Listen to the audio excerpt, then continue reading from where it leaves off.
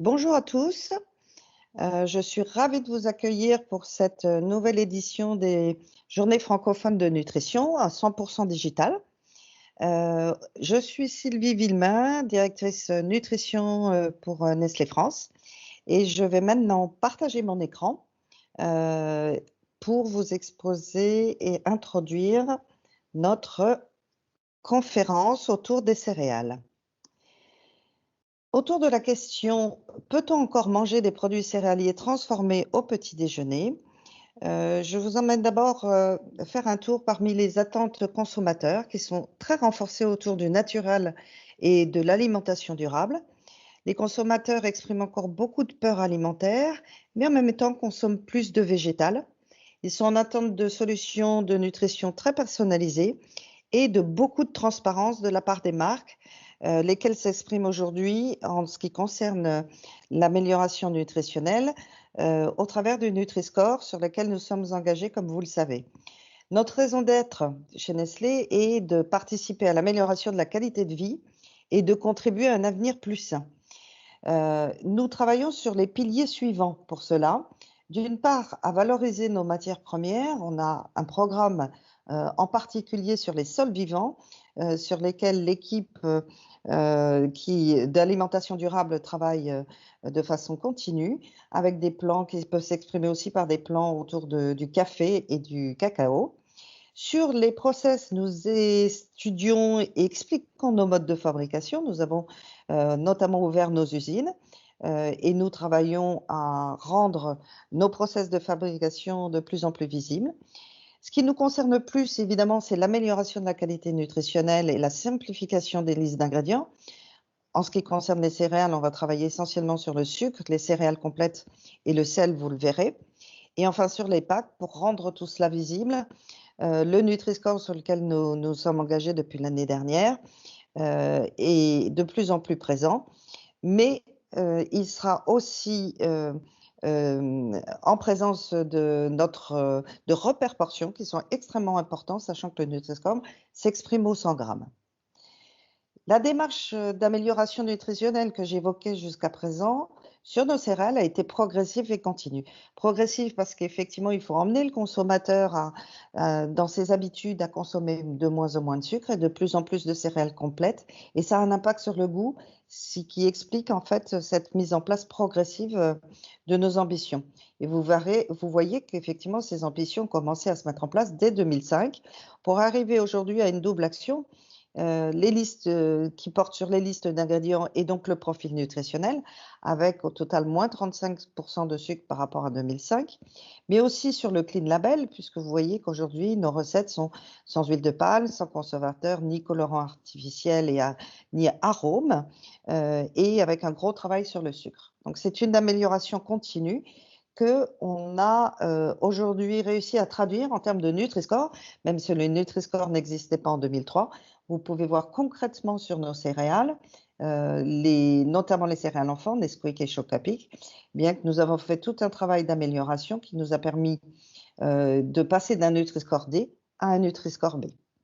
Et au total, cette ambition, nous la continuons puisque maintenant nous utilisons aussi le Nutri-Score pour formuler. Et nous avons réussi sur un mode collaboratif avec nos consommateurs à travailler sur des nouvelles céréales destinées aux enfants qui sont aujourd'hui du Nutri-Score A. Ces éléments, nous souhaitions les partager avant de laisser la parole à nos deux experts. Peut-on encore manger donc des produits céréaliers transformés au petit déjeuner?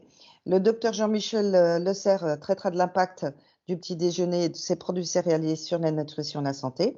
Et Gabriel Mercet, qui est un chercheur au niveau de Céréales Partners France, scientifique, vous exposera les résultats d'une étude extrêmement intéressante qui a permis de sortir des typologies de petits déjeuners et la place des produits céréaliers au sein de cette typologie. Je leur laisse maintenant la parole. Bonjour, je suis très heureux de vous accueillir dans ce symposium avec Gabriel Massé sur la place des céréales au petit déjeuner et le rôle du petit déjeuner dans la nutrition et dans la santé. Avec Gabriel Massé, nous nous efforcerons de répondre à cette question et notamment de la transformation des céréales transformées et moi-même j'essaierai de vous apporter sur les bases de la littérature les effets de la consommation de produits céréaliers au petit déjeuner sur la nutrition et sur la santé. Mes conflits d'intérêts sont présents ici dans mes activités au titre de l'Institut Pasteur de Lille. Alors, je me baserai essentiellement sur la littérature pour essayer de répondre à ces questions avec un premier lot d'études qui se sont attachées à essayer de savoir quel était l'effet d'un petit déjeuner sauté sur les apports nutritionnels. Et de nombreuses études ont été faites, comme celle-ci que je présente, qui montrent que lorsque l'on saute le petit déjeuner, eh bien, les apports énergétiques sur la journée sont plus faibles, même s'il y a des phénomènes de compensation sur les autres repas avec consommation de snacks. Il y a un peu plus de sucre ajouté, mais il y a des apports plus faibles en fibres, en folate, en fer, en calcium, et globalement un index de qualité alimentaire qui est moins bon. D'autres études l'ont montré également de façon très cohérente dans la plupart, si ce n'est la quasi-totalité des études. Cette étude s'est attachée, là, au Royaume-Uni, à voir si la consommation de céréales au petit déjeuner dans les populations défavorisées était favorable ou non favorable sur le statut nutritionnel. Et les consommateurs de céréales dans cette population défavorisée anglaise avaient donc des apports qui étaient plus satisfaisants en vitamines et en plusieurs minéraux, avec des apports plus élevés en glucides non amylacés lorsqu'il y avait une consommation de whole grain, de graines de céréales complètes ou riches en fibres, et il n'y avait pas de différence pour les sucres extrinsèques selon le type de céréales. Et donc, des résultats qui sont également encourageants. De façon plus précise, il y a des études qui ont été faites sur ce qu'on appelle ready-to-eat breakfast cereals, donc sur les céréales prêtes à consommer RTEC.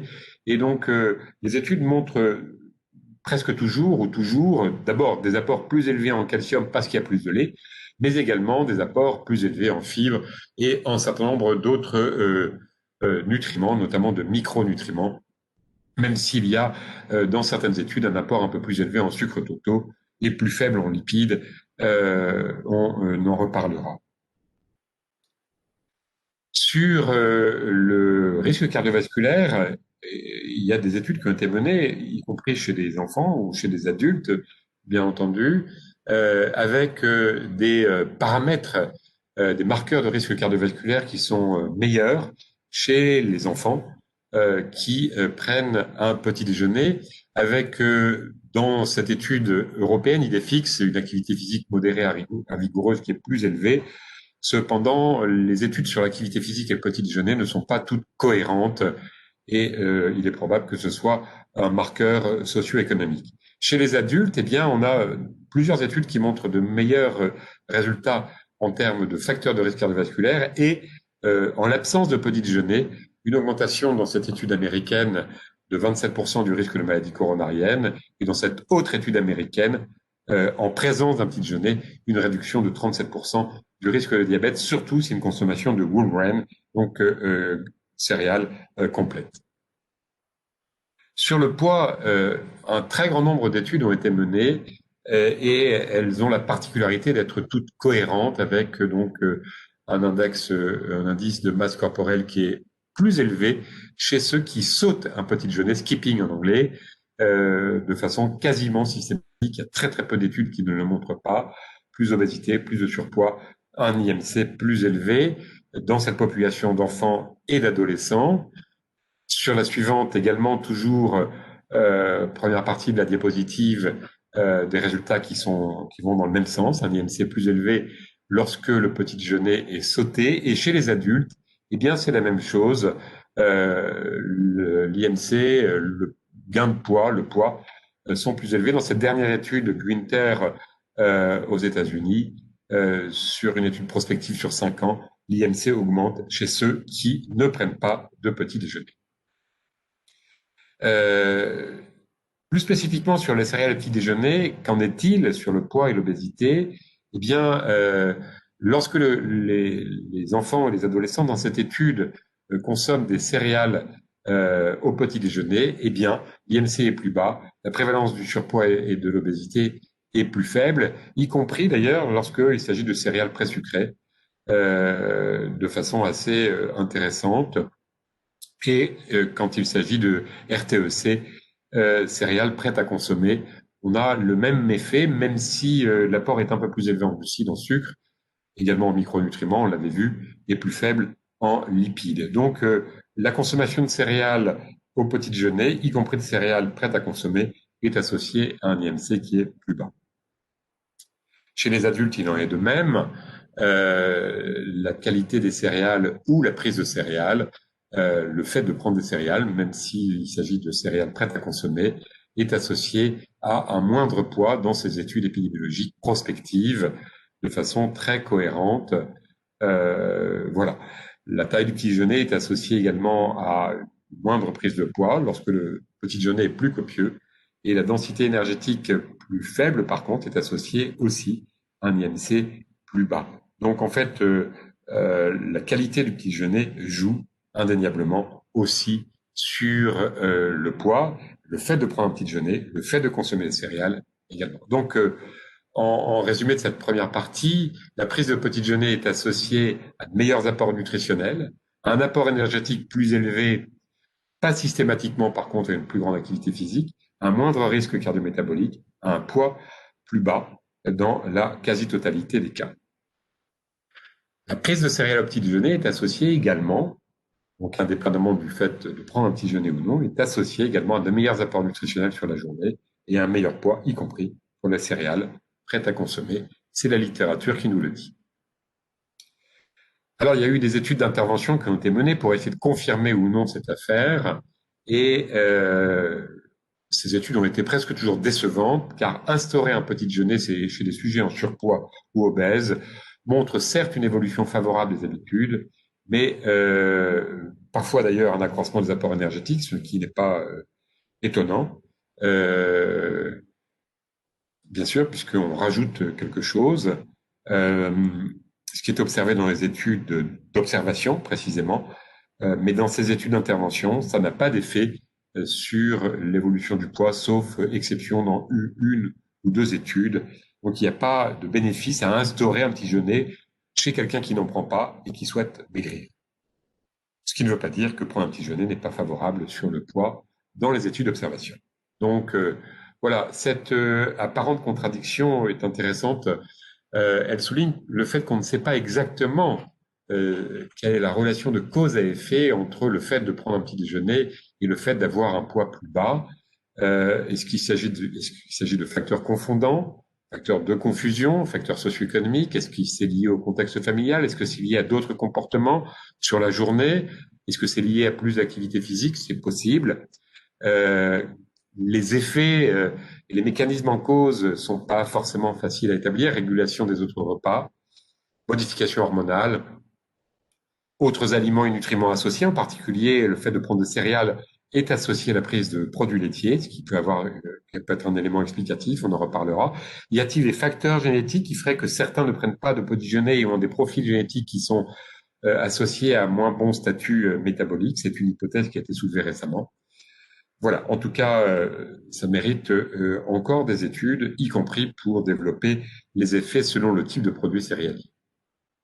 Sur les performances cognitives, c'est aussi une question importante et il y a eu de nombreuses études d'observation dans la littérature qui montrent assez souvent un effet favorable, mais pas toujours dans les pays développés. C'est pas toujours évident. Il semblerait que ce soit surtout bénéfique chez les enfants dont le statut nutritionnel est défavorable. Si on veut devenir intelligent, il suffit pas de prendre un petit déjeuner. Voilà. Si on veut avoir plutôt de bons résultats à l'école, ce serait plus exact de dire les choses ainsi. Il y a des études qui ont montré un possible bénéfice lorsque les apports énergétiques sont supérieurs à 20%, ce qui semble être le seuil souhaitable. Et le bénéfice serait plus net lorsque la réponse glycémique postprandiale est plus basse. Il y a eu des études expérimentales qui ont été également réalisées et qui montrent des résultats variables sur l'amélioration des performances ou, à l'inverse, la réduction des performances lorsque l'on ne prend pas petit déjeuner, et c'est ce qui est ici indiqué. En l'absence de petit déjeuner, il y a de moins bonnes performances cognitives dans une cohorte d'adolescents, et ceci est corrélé à une glycémie qui est plus élevée. Donc, ne pas prendre le petit déjeuner semble semble quelque chose qui est associé à de moins bonnes performances, mais ça n'est pas toujours aussi facile que cela à établir. Il y a des études qui ont été faites, notamment par les équipes de Micha, qui mettent nettement en évidence le fait qu'un faible index glycémique, d'une part, et une charge glycémique élevée, ce qui peut paraître contradictoire, mais pas forcément, est associé à de meilleures performances qu'une alimentation avec un index glycémique haut et une charge glycémique basse. Ce qui nous conduit à parler de ce fameux index glycémique et de la charge glycémique qui sont des éléments très importants pour la santé métabolique, mais pas que métabolique. Et donc, on le sait, de nombreuses études, ici j'en rapporte une tout à fait importante dans les études américaines des nurses et des professionnels de la santé, qui montre que lorsque l'index glycémique s'élève, le risque de diabète, de même lorsque la charge glycémique s'élève, le risque de diabète de type 2 est plus élevé, mais ceci est très fortement atténué, voire annulé, lorsque simultanément l'apport en fibres alimentaires et fibres céréalières notamment est très élevé, et ceci est tout à fait intéressant. Et donc, parlons un petit peu de cet index glycémique, puisque il est important sur le plan cognitif, sur le plan métabolique. La glycémie post-stimulative ou post-prandiale est liée bien sûr à l'absorption, et donc il y a des facteurs intrinsèques et extrinsèques qui déterminent cela. Par exemple, la vidange gastrique pour les facteurs intrinsèques, extrinsèques, la composition de l'aliment, mais il y a aussi l'autre volet, c'est-à-dire l'utilisation du glucose par l'organisme qui lui-même est tributaire bien sûr de l'activité physique, mais aussi de l'insulinosécrétion ou de l'insulinorésistance. Et ça, c'est très intéressant parce que l'index glycémique est une résultante complexe, bien entendu. Dans cette étude tout à fait intéressante sur la comparaison de céréales au son de pétales de maïs, vous voyez que l'index glycémique au milieu est tout à fait différent et pourtant la vitesse d'apparition est la même. Et en fait, ce qui est important aussi de noter, c'est dans cette étude la vitesse de disparition qui est beaucoup plus importante pour les céréales au son que pour les pétales de maïs. Et ceci est lié à une réponse insulinique marquée beaucoup plus importante pour les céréales au son, et les auteurs rapportent cela à un apport en protéines qui est beaucoup plus élevé. Et donc, si l'insulinosécrétion est plus importante parce que l'apport en protéines est plus important, eh bien, on aura donc une utilisation du glucose qui est plus élevée et donc une vitesse de disparition qui est plus élevée. Et ça, c'est important à prendre en considération dans l'analyse des effets métaboliques. D'autres études ont été menées, notamment celle-ci qui a comparé l'index glycémique, mais également la vidange gastrique, mais également la satiété de petits déjeuners comportant un apport en produits laitiers avec des flocons d'avoine, des céréales au son ou du pétale de maïs. Et vous voyez que la glycémie est plus basse avec les céréales au son, donc c'est quelque chose qui avait déjà été noté par rapport au pétale de maïs ou aux flocons d'avoine, mais par contre que et en plus, pardon, que la vidange gastrique était également plus basse, et c'est sans doute cette vidange gastrique plus basse qui explique un index glycémique plus bas. Donc, on voit bien les mécanismes en cause. Par contre, la satiété n'est pas différente dans cette étude entre les trois types de céréales consommées au petit déjeuner avec du lait, ici en l'occurrence du lait fermenté. Dans cette étude qui a comparé l'index glycémique et l'index insulinémique du pain ou de céréales au petit déjeuner, porridge ou gruau d'avoine, dans les deux cas avec du lait, eh bien, on voit que l'index glycémique est plus haut pour le pain que pour les produits céréaliers, porridge et gruau d'avoine, mais que les index insulinémiques sont identiques, et ceci est sans doute lié à la présence de lait, dont on connaît tout à fait les effets insulinotropes marqués, et donc qui rendent compte aussi de l'index glycémique qui est plus bas pour le produit céréalier associé au lait. Donc c'est sans doute la globalité du petit déjeuner qu'il faut prendre en considération et la globalité des mécanismes en cause. Le pain lui-même est la consommation de pain et la nature du pain est lié à l'index glycémique, à l'effet de la consommation de pain sur cet index glycémique. Ici, vous voyez que quand la densité du pain augmente, eh bien, c'est tout à fait important. L'index glycémique est plus bas, donc un pain plus dense est plus favorable sur l'index glycémique. Le type de cuisson aussi est un élément important. Ici, dans cette étude, la comparaison de pain de cuisson lente par rapport à des pains de cuisson traditionnels montre que l'index glycémique est plus bas pour un pain de cuisson lente. Donc, un effet de la transformation du pain parmi d'autres effets. Nous avons voulu, dans cette petite analyse, regarder des petits déjeuners qui seraient réalistes avec des portions de céréales ou de pain qui apporteraient à chaque fois 33 grammes de glucides pour avoir une équivalence glucidique sur l'apport en pain ou en céréales. Et à chaque fois, on s'est attaché à mettre donc une consommation réaliste de beurre de confiture avec du lait et du jus de fruits dans tous les cas, cette fois-ci, pour avoir une égalité de typologie de consommation. Et vous voyez qu'il y a quand même des effets qui sont assez différents sur la charge glycémique qu'on a calculée à partir des index glycémiques et que la charge glycémique est beaucoup plus importante pour le petit déjeuner avec du pain blanc, du beurre de la confiture, bien sûr du lait et un jus de fruits pour être équivalent. Vous voyez également que la charge glycémique la plus basse se situe pour les mueslis ou les flocons d'avoine nature. Quand on regarde dans le détail la comparaison de tous ces petits déjeuners, donc d'abord vous voyez que l'apport en sucre est relativement dans une fourchette étroite avec 9 grammes de différence entre tous ces petits déjeuners pour les apports en sucre qu'on qualifiera de sucre libre. La charge glycémique, comme je le disais, est plus élevée pour le pain blanc. Elle est plus faible pour les mueslis nature et les flocons, je viens de le dire. Sur l'apport énergétique, eh bien, c'est les petits déjeuners à base de pain qui ont les apports énergétiques les plus élevés, entre 400 et 450, alors que pour les céréales hors pain, eh bien, on est entre 270 et 360 kilocalories. Donc, ça n'est pas tellement étonnant puisqu'on a considéré que le pain se mangeait avec du beurre et la confiture, ce qui n'est pas forcément une mauvaise chose d'ailleurs, mais c'est une conséquence réaliste. Et l'apport le plus fort en fibres se situait avec soit le pain complet, soit les galets de blé complet, soit les flocons, soit les mueslis nature. À propos des sucres libres, c'est intéressant de rapporter cette étude récente suédoise de 2019 qui montre que l'idéal pour la consommation de sucre libre, c'est ni trop ni trop peu. Trop, ça n'est pas très bon. C'est sur la mortalité ici dans cette étude. Vous voyez qu'un apport trop faible en sucre libre est associé plutôt à une augmentation de la mortalité et trop fort, bien sûr, aussi à une augmentation de la mortalité. Donc les sucres libres leur consommation n'est pas à bannir. Elle doit simplement ne pas être trop élevée.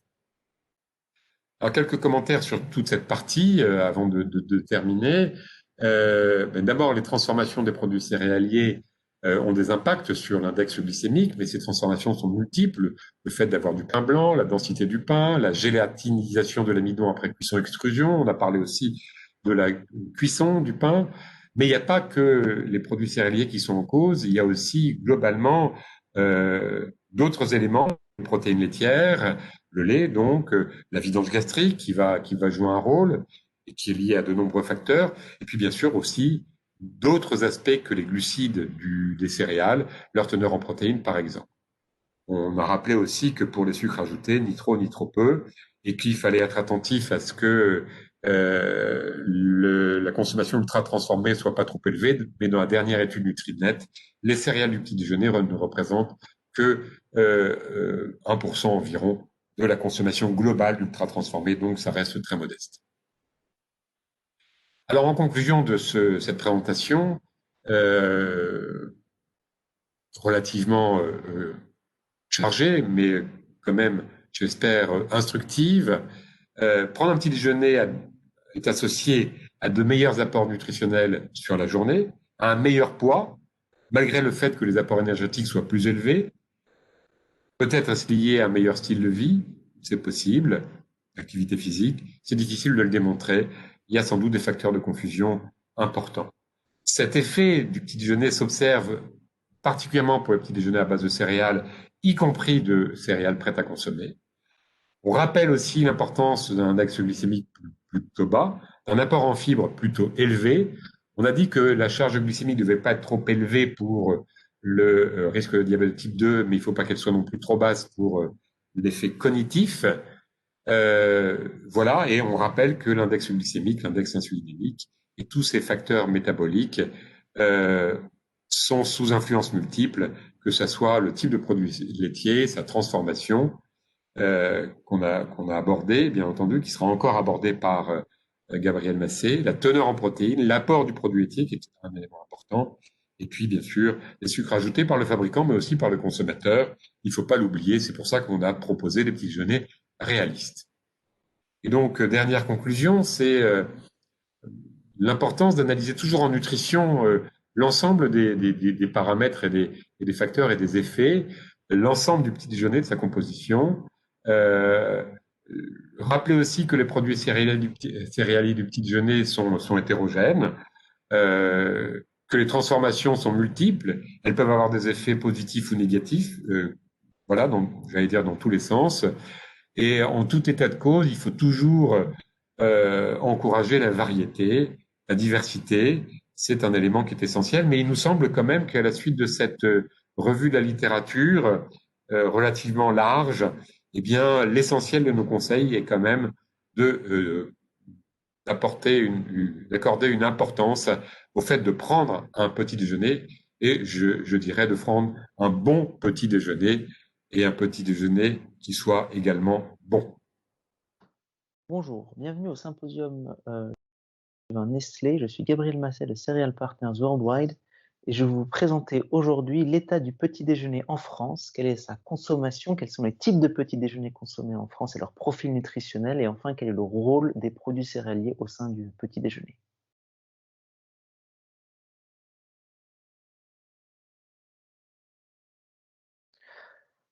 Alors pour commencer, je souhaiterais d'abord déclarer mes liens d'intérêt. Je suis salarié de Cereal Partners Worldwide, qui est une co-entreprise entre Nestlé et General Mills. Et donc pour rentrer dans le vif du sujet, qui consomme le petit déjeuner en France et est-ce que c'est un repas qui est consommé par une grande partie de la population? La réponse est oui, d'après cette étude publiée en 2018, utilisant les données du Crédoc, on voit que la grande majorité de la population consomme le petit déjeuner régulièrement, et notamment chez les adultes et chez les enfants. Il y a un petit peu moins d'adolescents, mais c'est quand même plus, encore une fois, plus de 80% des adolescents qui consomment de façon régulière le petit déjeuner.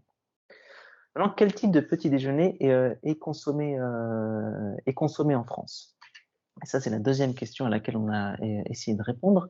Donc, quelle est la typologie des petits déjeuners en France et aussi quelle est leur répétabilité? C'est-à-dire, est-ce que les personnes consomment le même petit déjeuner tous les jours ou bien changent d'un type de petit déjeuner à un autre? Pour ce faire, nous avons utilisé les données du Crédoc de 2016 qui ont la particularité d'être un carnet alimentaire de 7 jours, donc sur une semaine complète, qui permet justement d'évaluer l'évolution de ces comportements au cours de la semaine. Les apports nutritionnels ont été évalués pour le petit déjeuner et pour la journée complète, et nous avons divisé la population entre enfants et adolescents d'un côté et adultes de l'autre. Les typologies de petit déjeuner ont été établies au moyen d'une classification hiérarchique sur composantes principales, suivie ensuite d'une étape de recatégorisation manuelle pour obtenir des catégories plus homogènes et aussi plus facilement descriptibles. La répétabilité des choix au petit déjeuner a été estimée avec le nombre de typologies déclarées au cours des 7 jours. En termes de résultats, ce que nous avons vu, c'est que nous avons pu identifier 6 typologies de petits déjeuners chez les enfants et les adolescents et chez les adultes, à chaque fois en séparant une des typologies comme étant les boissons uniquement, c'est-à-dire des petits déjeuners ne contenant que des boissons. Les 6 typologies pour les enfants, adolescents et adultes, les voici. On voit que chez les enfants et adolescents, ce sont les céréales, des petits déjeuners à base de céréales qui sont consommés le plus fréquemment, en tout cas déclarés comme étant consommés le plus fréquemment, suivi ensuite de petits déjeuners à base de pain, à base de biscuits sucrés, de gâteaux, de pâtisseries, de viennoiseries, et après les autres types de petits déjeuners. Chez les adultes, c'est des petits déjeuners à base de pain qui sont consommés le plus fréquemment, plus de la moitié des petits déjeuners, suivi ensuite de petits déjeuners à base de viennoiseries, biscuits pâtisseries, et les céréales ici ne représentent que 6% des petits déjeuners chez les adultes. Ce qu'on peut voir donc, c'est que les produits céréaliers discriminent entre les typologies, donc c'est vraiment un facteur important du petit déjeuner. Concernant la répétabilité maintenant, ce qu'on peut voir, c'est que chez les adultes, il y a une forte répétabilité avec plus de la moitié des adultes qui déclarent consommer le même type de petit déjeuner tous les jours de la semaine, vraiment sur les 7 jours. On peut voir que c'est un peu plus diffus chez les enfants et adolescents qui déclarent en majoritaire entre 1 et 3 types de petits déjeuners différents. Maintenant, la question suivante est quelle est la qualité nutritionnelle de ces petits déjeuners et de ces différentes typologies. Pour ceci, nous avons utilisé les recommandations proposées par la International Breakfast Research Initiative, qui est un groupe d'experts international qui a proposé en 2018 donc des recommandations nutritionnelles pour le petit déjeuner. Alors, je vais vous présenter maintenant quelques diapos pour vous expliquer comment ce groupe est arrivé à ces recommandations et comment elles ont été développées.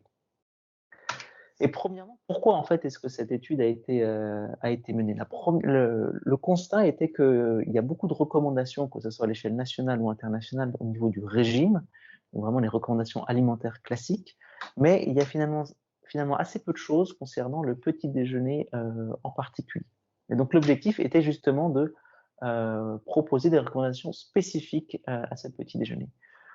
Le groupe d'experts venant de 7 pays, le voici. Il était dirigé par Mike Gibney de University College Dublin en Irlande, et pour la France, était constitué de France Belle-Île et de Florent Vieux. La particularité, c'est que ces experts ne sont pas juste venus discuter de la théorie et de comment mettre en place des recommandations, mais ils ont aussi apporté leurs données nutritionnelles, c'est-à-dire les résultats de leurs enquêtes nationales alimentaires. Et donc, l'objectif était de prendre en compte la réalité des apports nutritionnels au petit déjeuner pour développer les recommandations. Parce qu'en effet, et ça c'était la première étape du projet, c'était d'analyser la contribution nutritionnelle du petit déjeuner donc en Europe de l'Ouest et en Amérique du Nord. Et ce qui a été observé de façon assez robuste, c'est que le petit déjeuner a un profil nutritionnel spécifique. Et donc là, si on voit pour une sélection de nutriments, en fait, j'ai exprimé les apports en pourcentage de la recommandation quotidienne. Et ce qu'on observe, c'est que par rapport à la contribution en énergie du petit déjeuner, le petit déjeuner est en général assez riche en glucides, y compris en sucre simple d'ailleurs, et aussi assez riche en certains vitamines et minéraux, par exemple le calcium. Il est par contre assez pauvre en fibres et vitamine D. Et donc, si on se réfère par rapport aux recommandations journalières qui sont exprimées ici par rapport à cette échelle de 100%, et si nous appliquions un critère unique basé sur la contribution énergétique du petit déjeuner, eh bien, on verrait que de telles recommandations équivalent ici à 20% de la recommandation quotidienne ne seraient pas adaptées au profil nutritionnel du petit déjeuner. Il est donc nécessaire de prendre en compte cette spécificité lors de l'établissement de recommandations, et c'est ce qui a été fait dans ce projet. Et ça a été fait en suivant deux étapes principales. C'est d'abord en regardant les apports totaux et éventuels au niveau de la population, les apports quotidiens moyens, et donc en considérant les éventuelles surconsommations ou les déficits nutritionnels.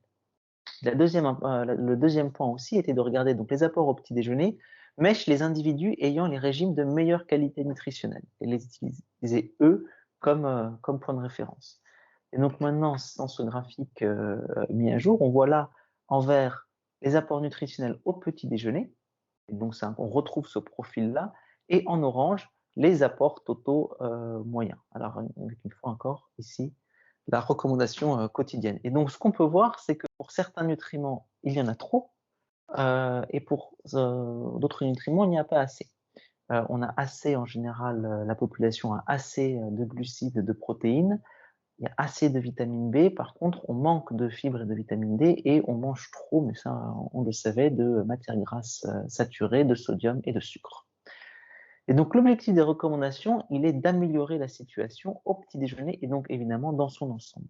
Et donc, les recommandations sont ajustées comme ça, voilà, bien au niveau des vitamines et du calcium, par exemple, dans l'objectif, encore une fois, de maintenir là où il y a un bon apport déjà au petit déjeuner, et le petit déjeuner est une source importante de ces nutriments, de réduire là où il faut réduire et d'augmenter là où il faut augmenter. Vous voyez ici sur cette diapo l'ensemble des recommandations et l'objectif n'est pas maintenant de les analyser en détail, mais juste pour vous montrer qu'elles couvrent un grand nombre de nutriments. Ces critères nutritionnels ont donc été utilisés ensuite pour évaluer la qualité nutritionnelle des typologies de petits déjeuners que nous avons vues précédemment.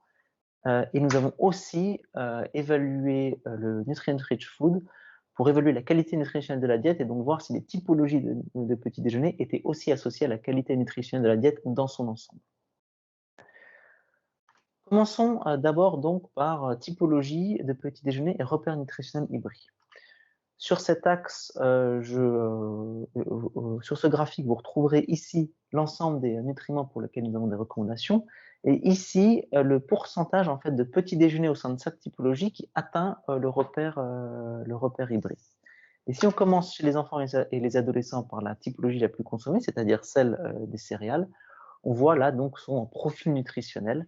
Et on peut voir que l'adéquation moyenne entre guillemets, de cette typologie varie d'un type de nutriment à l'autre, assez élevée pour tout un ensemble de vitamines et de minéraux, plus basse ici par exemple pour les fibres et assez basse pour les sucres ajoutés, certainement liés à la consommation de céréales sucrées dans ce groupe d'âge. Si on compare maintenant aux autres typologies, commençons par le pain, on peut voir que le pain permet d'être un petit peu mieux sur les fibres, mais sinon ça se recoupe pas mal sur ces macronutriments. Un petit peu mieux également sur les sucres, un peu moins, mais à peine là ici sur les acides gras saturés. Mais par contre, ce qui est intéressant, c'est quand même l'assez gros écart qui est ici pour l'ensemble des vitamines et des minéraux, qui est très certainement lié au profil de fortification des céréales de petit déjeuner tel qu'inséré en fait dans la base de données nutritionnelles du SICAL. Les autres typologies, biscuits sucrés et gâteaux, on retrouve un petit peu et se recoupe plus par rapport à celle du pain, sauf ici, là, par rapport au sucre, on est plus proche des céréales. Et concernant pâtisserie et viennoiserie, ben, sans surprise, en termes d'acides gras saturés, la typologie qui est la moins qualitative. En moyenne et en termes d'adéquation moyenne, en fait, on voit que par rapport les céréales de petit déjeuner, en tout cas la typologie contenant de céréales, est celle qui a l'adéquation moyenne la plus élevée, liée à ici toute cette courbe qu'on voit en haut et par rapport donc tout cet ensemble de micronutriments. Les résultats se retrouvent chez les adultes et sont assez similaires. Idem pour l'adéquation moyenne par rapport au repère. Concernant maintenant le NRF, les typologies et leur association avec le NRF et donc avec la qualité nutritionnelle de la diète dans son ensemble. Eh bien, en fait, on va retrouver des résultats similaires, c'est-à-dire que dans les deux cas, les typologies à base de céréales de petit déjeuner sont associées à un NRF plus élevé donc pour l'ensemble du régime. On voit ici chez les adultes et là chez les enfants. Encore une fois, c'est pour cet indicateur spécifique qui dépend beaucoup des micronutriments et donc cet apport plus élevé de micronutriments au petit déjeuner dans le cadre des céréales explique certainement une partie de ces résultats. Et donc pour finir, quelques mots sur la transformation. Les céréales, finalement, est-ce que ce sont vraiment des produits céréaliers? Parce que, ok, on a vu toute cette partie vraiment qualité nutritionnelle en termes d'apport nutritionnel et de teneur nutritionnelle brute, mais est-ce qu'il existe des interactions entre teneur nutritionnelle et matrice? Est-ce que ceci peut potentiellement avoir un impact sur la qualité de ces petits déjeuners? Tout d'abord, j'aimerais aborder la question de pourquoi transformer et aussi évidemment quels effets sur les teneurs nutritionnelles. Alors pourquoi transformer? Pour plein de raisons déjà, hein, et notamment pour les céréales, pour rendre comestibles. Jusqu'à preuve du contraire, on peut difficilement manger juste des céréales crues, vraiment en toute petite quantité, et aussi donc pour assurer la sécurité alimentaire des produits, qui est quelque chose maintenant qui est considéré comme garanti par la plupart par les consommateurs. La transformation permet aussi, dans certains cas, d'accroître la biodisponibilité de certains nutriments, de préserver ou améliorer la qualité nutritionnelle pour certains produits et certains nutriments, aussi et bien entendu pour accroître l'acceptabilité par les consommateurs et ainsi améliorer la durabilité, certainement quelque chose de nouveau ici qui est amené à se développer. Alors les impacts en termes de teneur nutritionnelle, en fait, ils vont un petit peu dans les deux sens. Il y a du positif il y a du négatif. Et cette étude de Tilleke et collègues de 2020, qui a fait une petite revue de la littérature, montre que il n'y a pas une seule réponse. Ça ne va pas toujours dans un sens, une amélioration ou une diminution de la teneur nutritionnelle. Ça dépend vraiment du type de procédé et des nutriments, que ce soit des nutriments ou des facteurs non nutritionnels, par exemple l'acide phytique. Donc, il n'y a pas une réponse toute faite qui nous dirait, OK, tel type de transformation ou tel type de produit est vraiment à de moins bonne qualité nutritionnelle. Ça va vraiment dépendre donc, produit par produit et au sein même après d'une catégorie de produits, du type de process qui est appliqué et encore une fois des nutriments que l'on regarde. Si on parle de façon plus, entre guillemets, technique, et qu'est-ce que c'est que les étapes de transformation des céréales? Et ben, en fait, elles sont assez souvent similaires d'un type de produit et d'une catégorie à l'autre. Dans la plupart des cas, à un moment donné, il va falloir moudre le grain, en fait, pour en faire de la farine. La grande majorité des produits céréaliers consommés en France sont issus de farine, et donc il faut moudre. Il faut ensuite mixer, dans la plupart des cas, cette farine avec d'autres ingrédients. Dans certains cas, et notamment pour le pain, il y a une étape de fermentation. Après, il faut mouler et puis cuire. Donc là, vous avez trois exemples, deux exemples pour des pétales de céréales et ici un exemple pour le pain. Et donc on peut voir qu'il y a encore une fois plusieurs étapes qui se suivent et dans la plupart des cas, en fait, les grandes étapes, encore une fois, incluent les étapes que nous voyons ici. Mais au-delà de la transformation elle-même et de ces aspects techniques d'étapes de processing, et la question que j'aimerais aborder, c'est est-ce que c'est la transformation elle-même, donc ces étapes techniques que l'on voit sur ces graphiques, ou bien c'est le choix des ingrédients qui va impacter le plus sur la qualité nutritionnelle?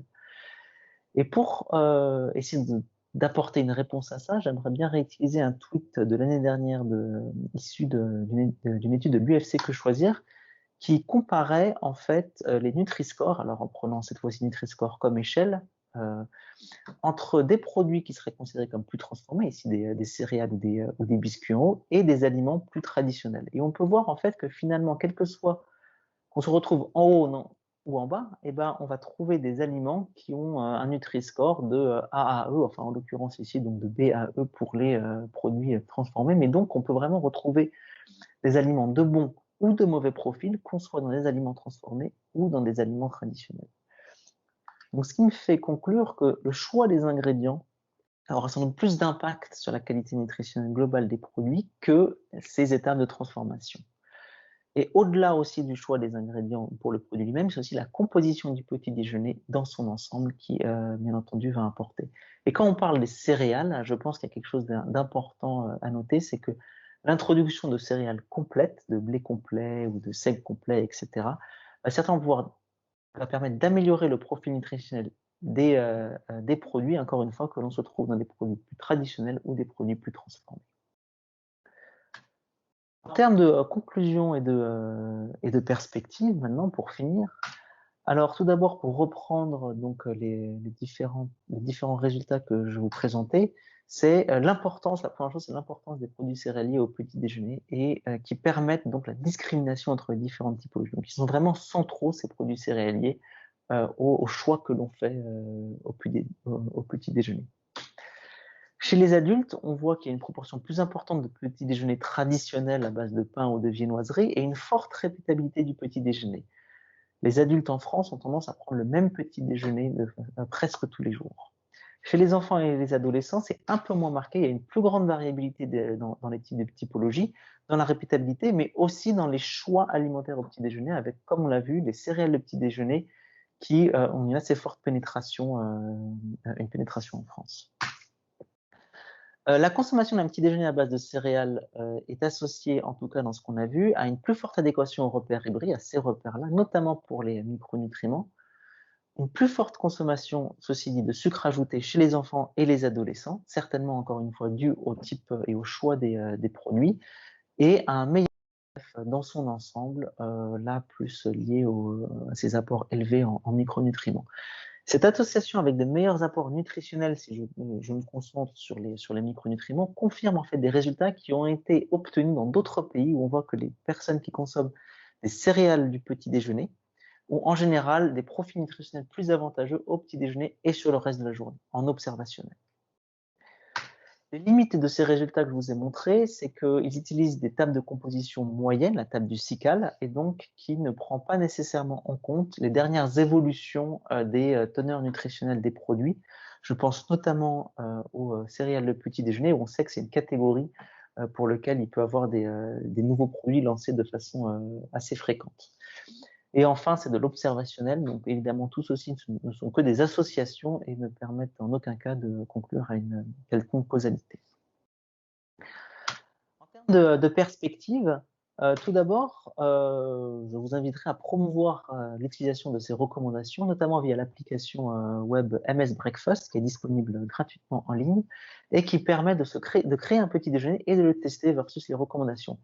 L'application intègre d'emblée les données du SICAL et il est possible de rajouter ses propres aliments de façon séparée. L'objectif aussi et la suite de ce travail serait de développer des recommandations alimentaires, donc par type d'aliments, en fonction des typologies consommées en France, et donc de cette façon de permettre d'émettre des recommandations plus facilement compréhensibles par les consommateurs, et sans doute aussi de filtrer plus rapidement lors d'un entretien. Par exemple, si vous avez un petit déjeuner à base de pain, voici ce que vous pourriez regarder en termes de conseils alimentaires. Si c'est plutôt à base de céréales, voici ce qu'il faudrait regarder. Aussi, le développement d'un score hybride pour synthétiser le profil nutritionnel des petits déjeuners dans son ensemble et pas regarder uniquement nutriment par nutriment. Pour CPW, au sein de CPW, une amélioration de la communication, comment construire un petit déjeuner équilibré autour des céréales. C'est quelque chose que nous faisons déjà sur les packs, mais sans doute que nous allons, en tout cas, que nous allons étudier pour voir si on l'améliore ou pas. Une amélioration continue des recettes, y compris en termes d'enrichissement en micronutriments. Est-ce que c'est le bon profil que nous avons dans nos produits ou pas? Et aussi une extension géographique du projet hybride pour développer des recommandations similaires en Amérique latine et en Asie du Sud-Est, des régions où les patterns alimentaires sont très différentes.